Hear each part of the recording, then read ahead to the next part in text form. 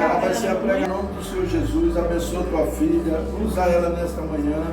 Em nome de Jesus, traga unção sobre ela, que ela traga uma palavra ungida, revestida do teu poder, da tua autoridade para a tua igreja. Em nome de Jesus.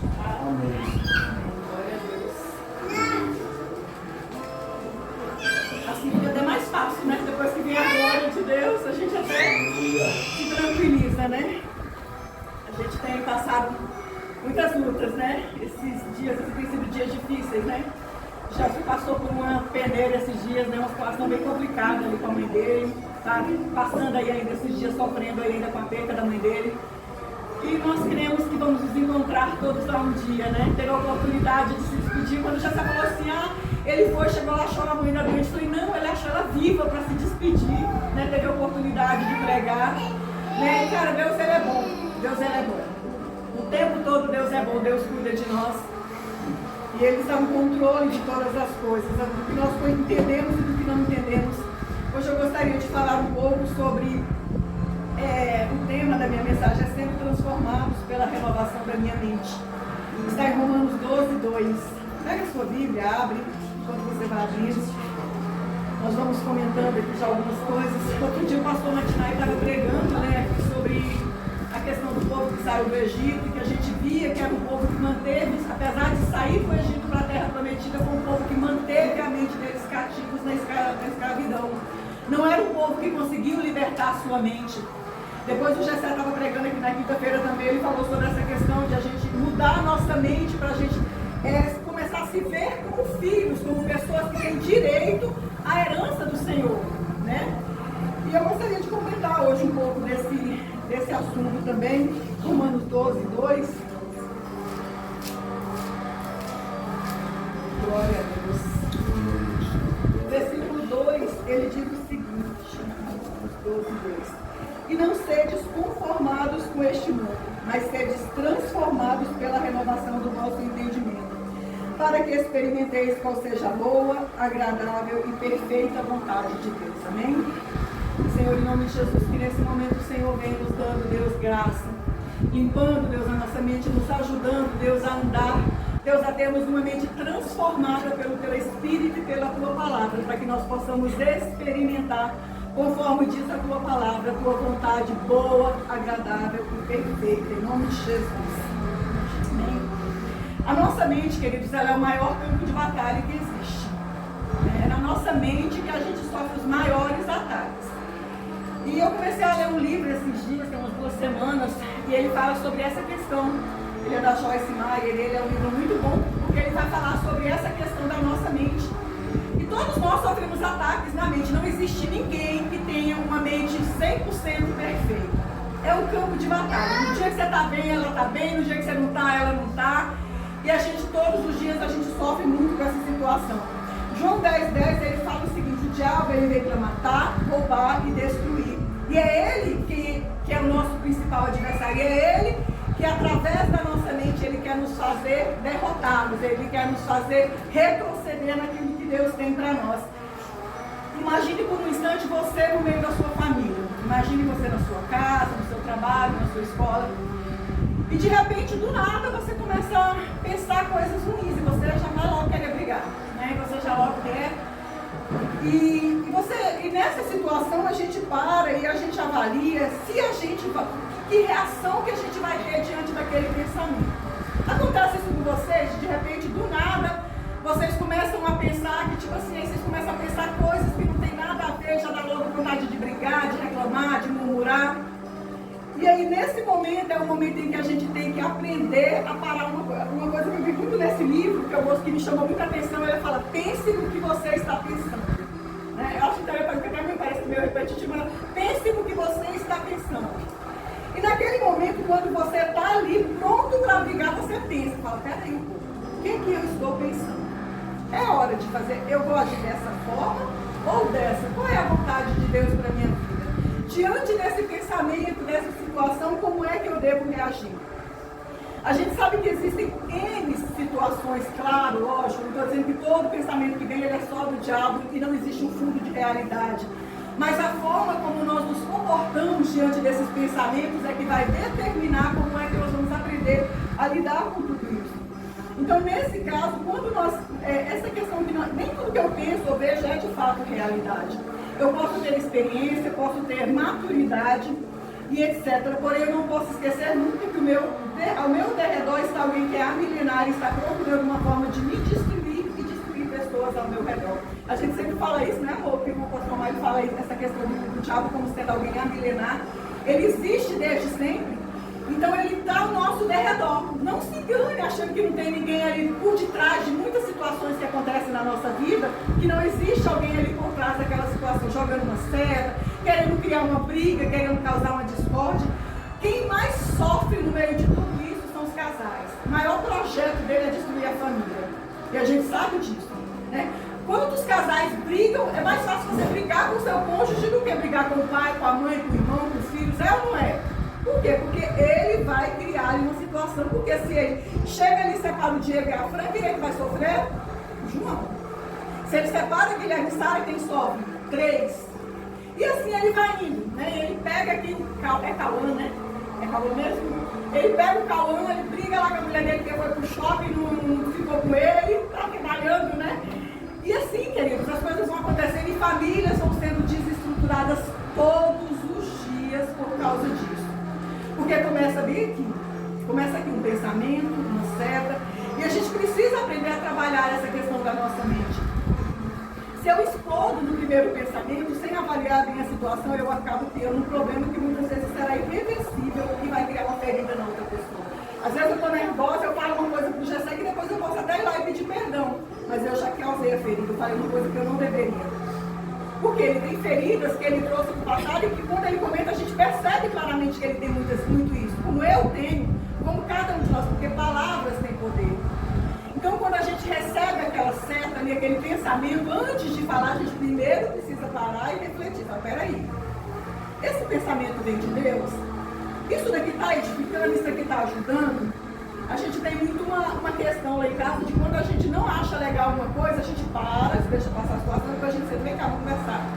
Olha aqui, isso aqui, isso aqui, isso aqui. Porque se você fala na hora, você corre o risco de falar algo que você não deveria, de machucar a pessoa, de ir diante de uma situação que não é a realidade. Então a gente precisa aprender a parar diante dessas coisas e aprender como resolver tudo isso. Ele sempre vai jogar uma isca no meu pensamento e ver a minha reação facial, já que ele não pode ler a minha mente. Se ele percebe a menor mudança, ele vai lançando mais iscas até atingir o objetivo dele. O diabo ele não lê o nosso pensamento, mas ele joga o pensamento. Aí de repente é um pensamento, né? Ele já conhece ali como é que você está vivendo ali o seu dia a dia, ele vai jogar um pensamento ou para brigar, ou para ir para o outro lado de pecado, alguma coisa. E se você alimenta aquele pensamento, aí é onde ele vai jogando mais, ele vai jogando mais, e ele vai jogando, e quando você vê, você foi alimentando, porque ele jogou, você recebeu e você alimentou. Não é tudo culpa dele, a culpa dele é o inicial, ele dá o pontapé inicial. Mas é nossa responsabilidade saber até onde a gente tem que parar. O momento em que a gente vai parar e não vai dar lugar para o diabo. Porque quando a gente percebe isso, a gente automaticamente tem que mudar o mundo. Quando eu estou me sentindo carente, ou recebo um elogio de alguém externo, então ele vai alimentando aquele elogio ou carência que ele mesmo produziu na minha mente da outra pessoa, até que eu me sinta totalmente sedento para cometer o pecado, porque eu alimentei. Foi eu que alimentei aquele pensamento. Eu lembro uma vez que, no meu outro casamento ainda eu estava em Brasilândia, uma vez uma pessoa virou para mim e falou assim, nossa, seu marido, você é tão mais espiritual do que ele, você é tão mais envolvida. E naquele momento Deus me deu discernimento. Eu falei, não, ele não dá a mesma resposta, não quer dizer que eu sou mais espiritual. E às vezes, no momento, a pessoa não está dando a mesma resposta, mas não quer dizer que a pessoa ela é mais espiritual do que a outra, ela é melhor do que a outra. Então a gente tem que tomar muito cuidado, porque às vezes é uma pessoa que... Por que a gente vê tantas pessoas hoje na igreja com tantos escândalos?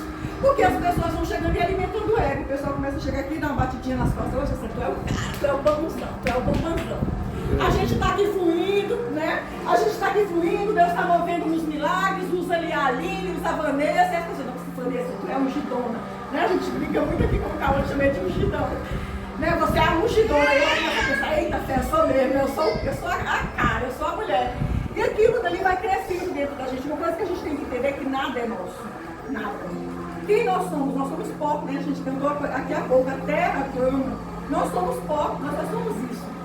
Somos instrumentos, então às vezes as próprias pessoas elas vão alimentando nos outros, levantando o ego da pessoa e elas vão começando a se sentir boas demais. E aí é onde a gente vê tanto problema. Então a gente tem que saber até onde a gente vai nas situações, até o que a gente pode falar, aquilo que realmente é de Deus, ou é o diabo querendo levantar o ego da pessoa. Tiago 1,14,15 fala bem assim, da seguinte forma: cada um, porém, é tentado pelo seu próprio mau desejo, sendo por esse iludido e arrastado.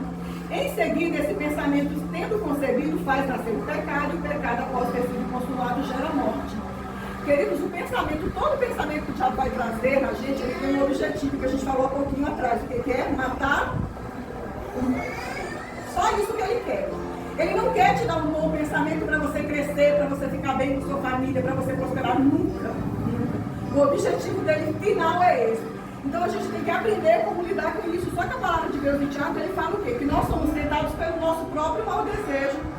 José fala muito que ele não é anjo, nem vice-anjo, nenhum de nós é. Até o dia da nossa morte, queridos, até o dia da nossa morte, nós vamos ter que lutar contra a carne. Nós vamos ter que lutar com o pecado, contra o pecado. Aqui em Tiago fala o seguinte: cada um de nós ele é tentado pelo nosso mau desejo, sendo por esse iludido e arrastado. Iludido quer dizer o quê? Se é uma ilusão, não é uma verdade. Porém, ele está nos arrastando para nos destruir. Jó 15,35 ele diz o seguinte: eles concebem a maldade e dão à luz a iniquidade. E no seu coração dedica-se dia e noite a pensar em ardis e injustiça. Então, quando você vê pessoas que vivem praticando a iniquidade, o que elas fazem? São pessoas inteligentes. Você já viu que o ladrão é muito inteligente? Eles programam, eles arrumam, eles fazem acontece. Porque eles pegaram a mente dele, a inteligência deles, deixaram que isso fosse crescendo dentro deles. E é por isso que às vezes que a gente tem que tomar muito cuidado, porque é aqui que a gente vai tratando disso. Romanos 12,2 ele diz o seguinte: e não sedes conformados com este mundo, mas transformados pela renovação do vosso entendimento, para que experimenteis qual seja a boa, agradável e perfeita vontade de Deus. Então eu tenho que ser o quê? Transformada. A Nilva que nasceu lá no dia que aceitou Jesus foi para espiritual, foi para a salvação, mas não foi na minha mente. A minha mente todos os dias ela precisa ser transformada, todos os dias eu tenho que deixar Deus lidar comigo. Em primeiro, eu não posso me conformar, ou seja, aceitar os conceitos do mundo que diz que trair é aceitável, toda forma de amor é válida, você tem que ter por os outros que lutem, você é melhor do que tal pessoa, seja cônjuge, familiares ou amigos. Esse é o primeiro aspecto que nós vemos. O primeiro aspecto desse versículo ele fala: não vos conformeis com este mundo, mas transformai-vos. Então, se ele me fala para eu não aceitar, quer dizer que a mídia está lá em alta, que toda forma de amor é válida. Eu tenho que aceitar, eu tenho que respeitar a pessoa, o ser humano, mas eu não posso aceitar a prática do pecado na vida de ninguém. Eu não posso aceitar na vida do meu marido, como ele não pode aceitar na minha? Porque se ele me pega mentindo, ele tem que me disciplinar da mesma forma, eu a ele. Porque nós estamos em parceria, estamos nos ajudando mutuamente a chegar aonde? No céu. Né? Independente dele ser meu pastor, ainda é um agravante a mais, né? Que eu ainda tenho um peso a mais ainda, porque além de ser marido, ele ainda é meu pastor. A gente tem que entender que nós temos essa responsabilidade de andarmos juntos e de nos ajudarmos uns aos outros. Em segundo lugar, todos nós precisamos ser transformados. A nossa natureza é inclinada para o pecado, independente da nossa espiritualidade. Queridos, todos nós temos desejo pelo pecado, todos nós. Uns em uma área, outros em outras, mas todos nós somos tentados pelo pecado.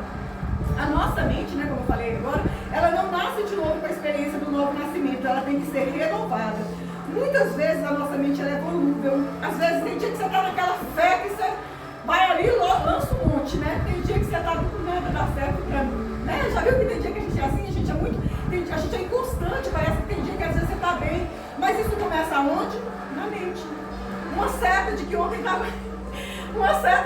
estava tudo bem, mas hoje eu já acordei assim, eu não estou legal hoje. E aí era a hora de eu falar: peraí, não estou legal por quê? De onde está vindo esse pensamento? Nossa, eu estava bem hoje eu quero estar mais bem ainda. Por quê? Porque eu tenho que alimentar minha mente, deixar ela ser transformada. Terceiro, é condicional. Eu somente posso experimentar a boa, agradável e perfeita vontade de Deus se eu aprender a deixar a minha mente ser transformada. Né? Ele fala o quê? Ele transformai-vos pela renovação da sua mente para que experimenteis. Então, se eu não deixo Deus transformar a minha mente, eu nunca vou experimentar essa vontade de Deus. Por quê? Porque a minha mente, ela não está transformada. Eu continuo com os meus pensamentos lá onde? Lá no mundão de onde eu vim. Lá naquelas coisas que me davam prazer. Lá naquelas coisas que às vezes eu estou dentro da igreja, mas eu estou olhando ali na internet, acho tão bonitinho, fico sorrindo, achando legal. Né? Umas coisas assim, às vezes eu estou vendo filme, novela, você está vendo novela, não que Deus me libertou, né? Mas o seriado. Eu assistia muita novela, assistia mesmo. Então, às vezes você está ali vendo ali, de repente está acontecendo uma situação de adultério, de prostituição, de alguma coisa, de violência, você está vendo ali, você está concordando com aquilo. Né? Então a gente tem que tomar muito cuidado, porque essas coisas elas nos bombardeiam o tempo todo. E em quarto lugar, a vontade de Deus que eu vou experimentar não é a minha, porque a minha vontade está ligada aos prazeres e conquistas temporárias. Jesus disse isso, né? Eu estava lendo essa semana, Jesus falando, olha, vocês estão de baixo, eu sou de cima. Os meus pensamentos, eles são muito diferentes dos seus. Nós somos muito terrenos, nós queremos muitos prazeres aqui, naturais, momentâneos. Mas a palavra de Deus fala que a vontade de Deus, ela é diferente para mim. Mas como é que é essa vontade de Deus, então? Ela é uma vontade perfeita, uma vontade que vai me dar paz. Uma vontade que, às vezes, eu estou ali vivendo a maior dificuldade, mas eu estou em paz. Eu estou tranquilo. Parece que você está ali, você não pagou o aluguel, você não pagou as contas, você está tudo ali, mas você está em paz, você está em paz. Eu olho para o Guilherme, é um tapa na minha cara, que tem hora que eu chego e falo assim, mas isso aqui é assim, ele, poxa, eu estou fazendo o que eu posso.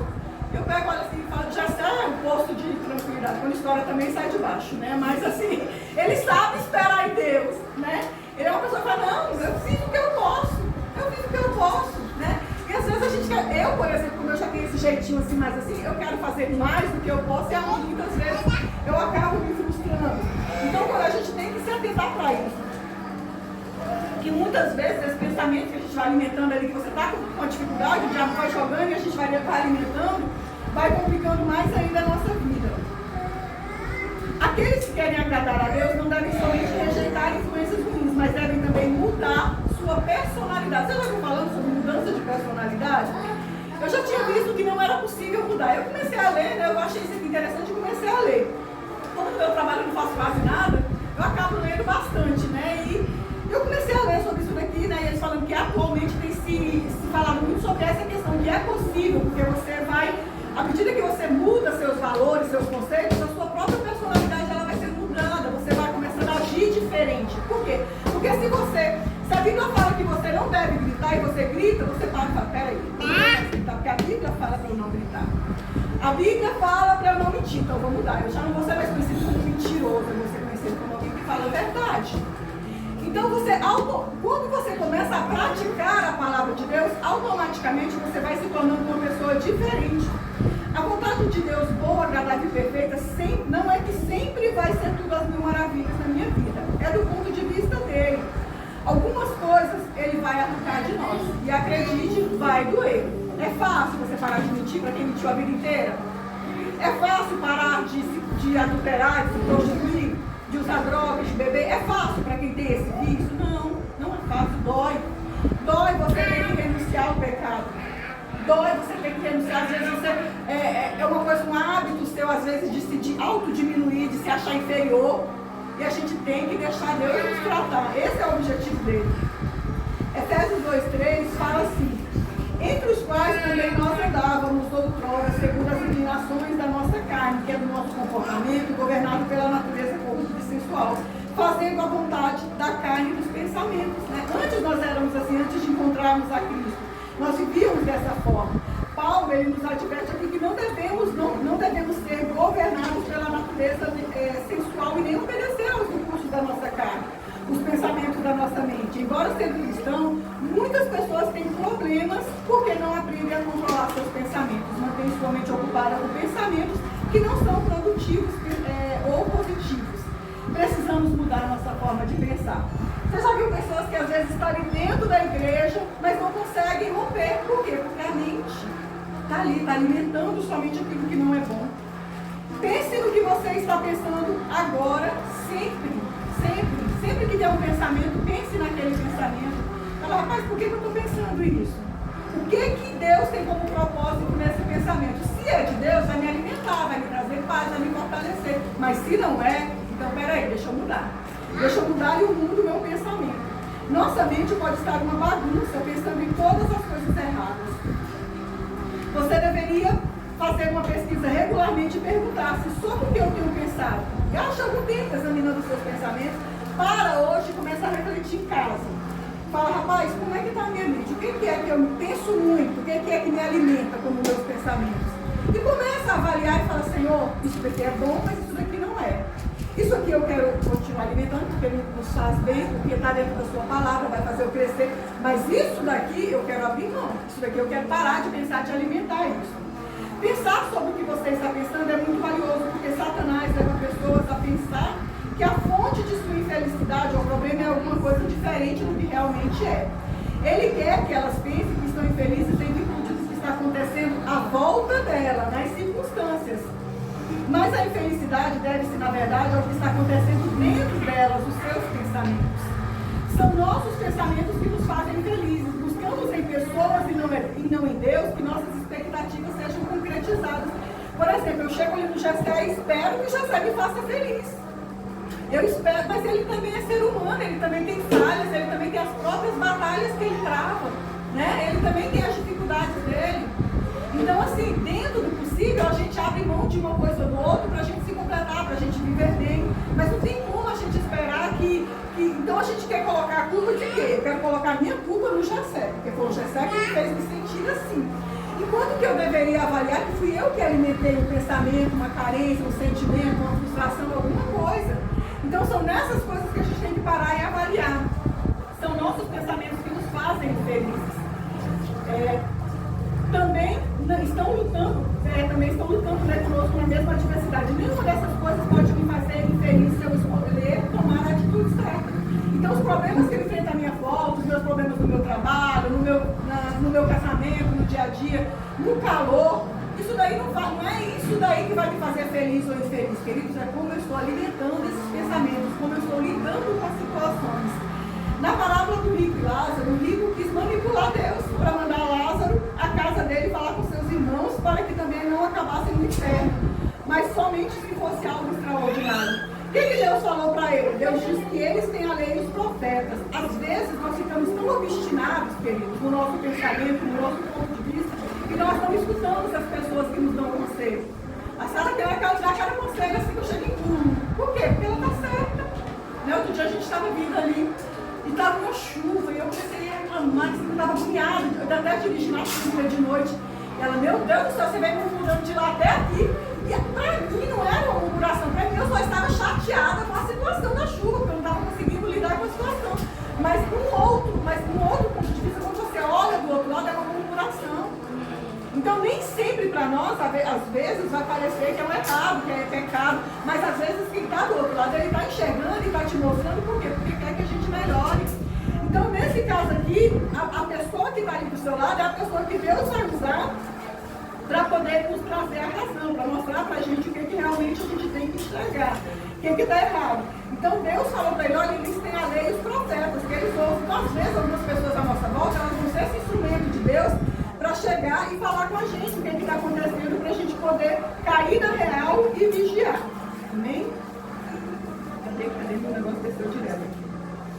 Aparentemente não fazemos por maldade, é muito sutil, né? Normalmente a gente não percebe o que está acontecendo.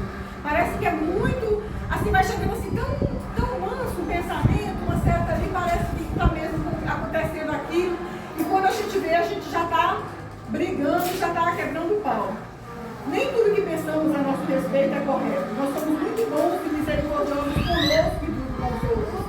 São tantas coisas, até mesmo o legalismo religioso. Nós somos orgulhosos por sermos mais espirituais, chorarmos e lermos a Bíblia mais que nossos cônjuges, filhos, amigos, irmãos.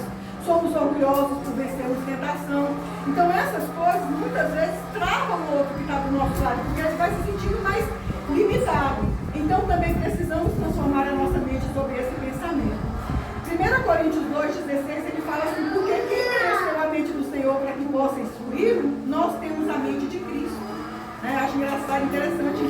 Paulo fala que nós temos a mente de Cristo.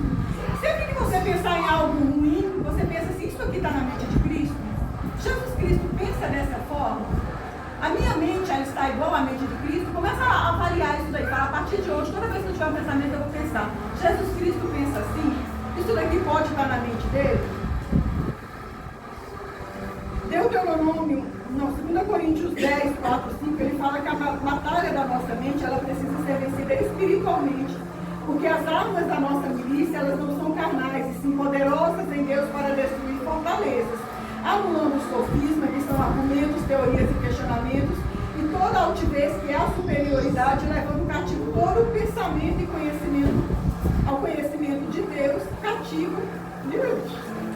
E levando toda a altivez que se levante contra o conhecimento de Deus, e levando cativo todo o pensamento à obediência de Cristo. Você está vendo que é espiritual? A palavra de Deus, ela fala o quê? Que a nossa batalha, ela é espiritual, e o nosso pensamento, ele tem que estar cativo à obediência de Cristo.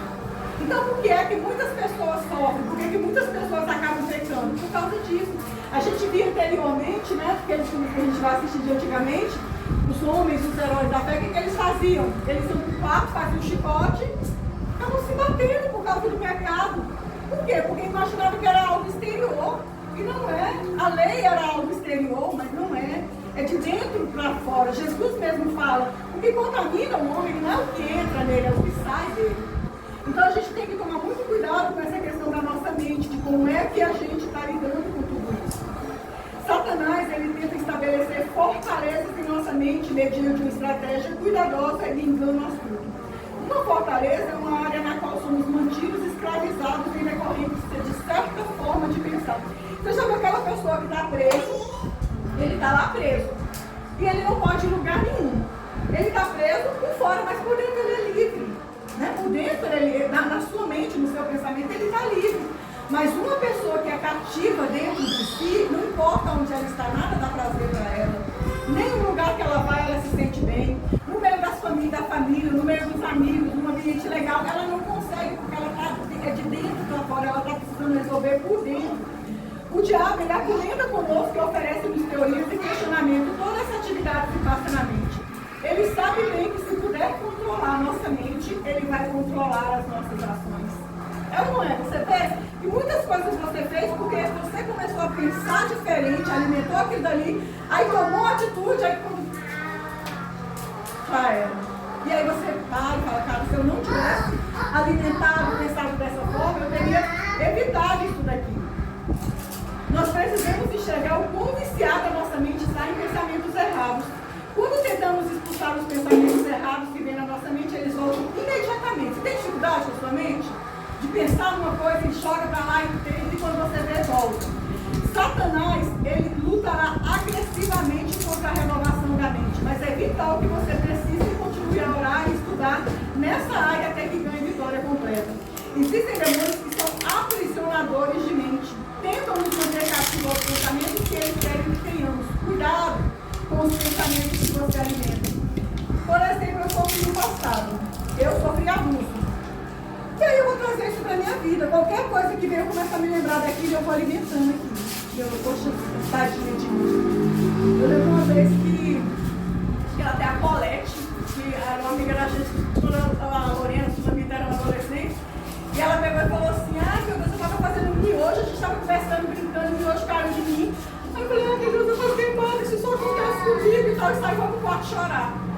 Você está ali brincando ali com a situação, você está ali curtindo, mas de repente uma situação que acontece, um pensamento que vem ali, você já vai lá para trás, ai meu Deus, isso acontece comigo, ninguém me ama, ninguém me quer. E você deixa toda aquela situação que você poderia estar vivendo de prazer e vai se isolar. E vai para um canto e você fica ali sofrendo com aquilo. Então a gente tem que tomar cuidado, porque a nossa luta ela não é contra a carne e contra o sangue. Uma coisa que eu achei bem interessante nesse estudo é que ele fala que o nosso inimigo Satanás, ele tenta nos derrotar com estratégia de engano, mediante planos bem elaborados e engano deliberado.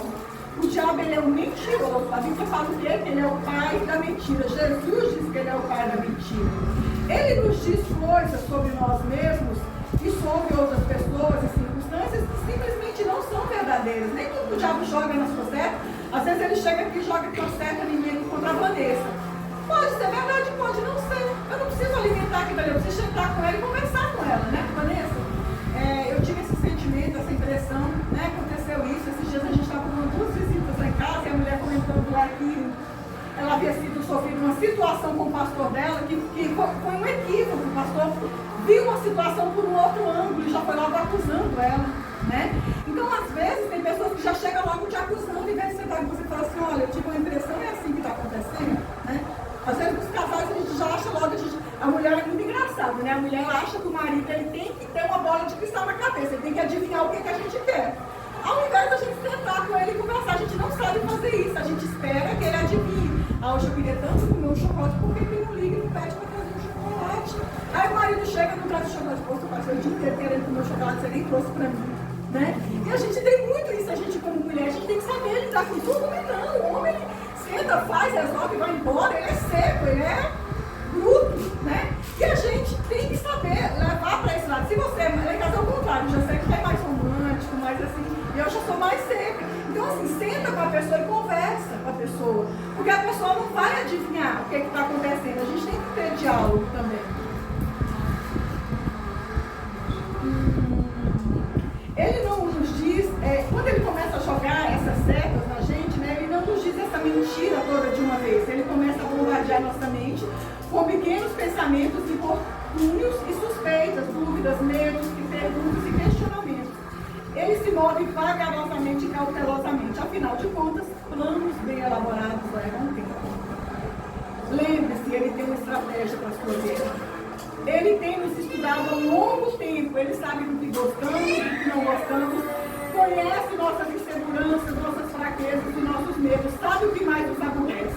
Ele está pronto para investir o tempo que for necessário para nos derrotar. Sabe qual é o ponto forte do diabo? Paciência. Ele sabe esperar a hora certa, ele fica ali nos observando.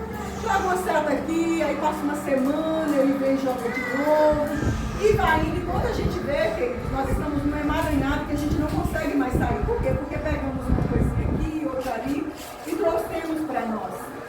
Eu gosto muito de Provérbios 23, 7, ele fala assim, porque como uma pessoa imagina na sua alma, assim ela é. Se você se vê como uma pessoa derrotada, é assim que você vai ser. Se você se vê como uma pessoa viciada, é assim que você vai ser. Se você se vê, existe uma diferença do que você se vê ou do que você está passando no mundo.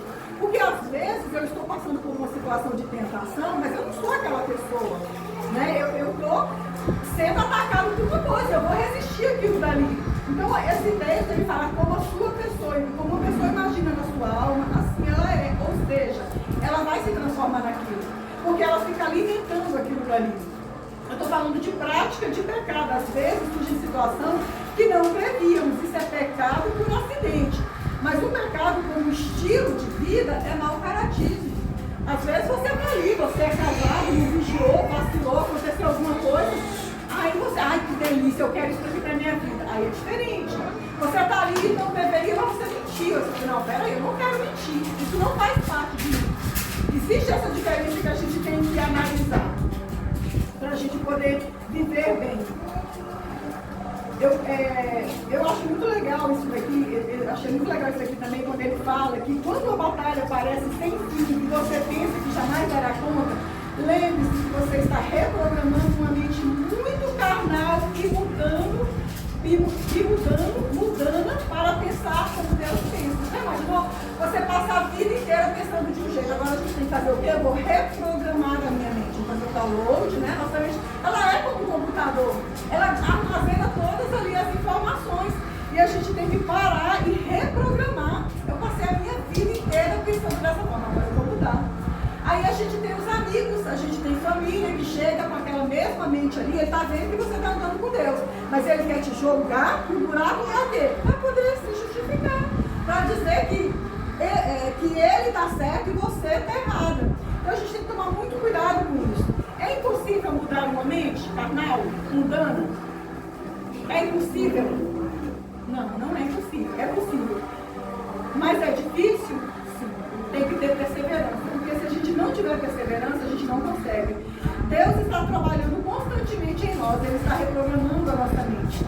Apenas continuemos colaborando com Ele sem desistir. Isso definitivamente levará tempo e não será fácil. Mas você está indo na direção de qualquer forma a gente gasta o nosso tempo mesmo. Então o ideal é que seja indo para frente e não ficando na mesma confusão.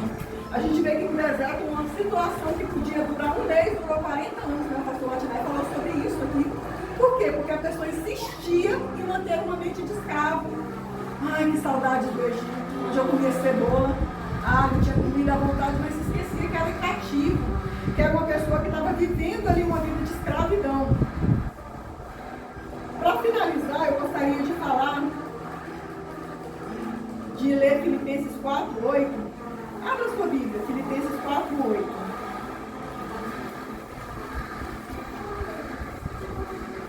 Eu gostaria que cada um falasse uma coisa que esse versículo ele cita, que nós devemos pensar. Leia aí, cada um vai falar o que é que ele fala. Ele começa bem assim, finalmente, irmão, Filipenses 4:8.